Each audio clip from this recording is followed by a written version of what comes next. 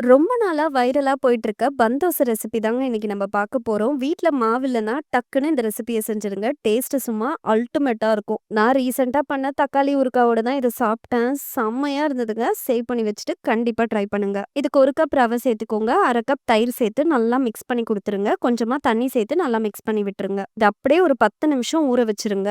இதுக்கு சிம்பிளா நம்ம ஒரு தாளிப்பு ரெடி பண்ணிக்கலாம். எண்ணெய், கடுகு, உளுந்து, சீரகம், பெருங்காயம், பச்சை மிளகா, கருவேப்பிலை சேர்த்துக்கோங்க. வெங்காயம் சேர்த்து வதக்கி விட்டுருங்க. இப்ப பார்த்தீங்கன்னா, ரவை நல்லாவே ஊறி வந்துருச்சு. இத மிக்ஸர் ஜார்ல சேர்த்துக்கோங்க. கொஞ்சமா தண்ணி விட்டு உப்பு சேர்த்து மையா அரைச்சு எடுத்துக்கோங்க.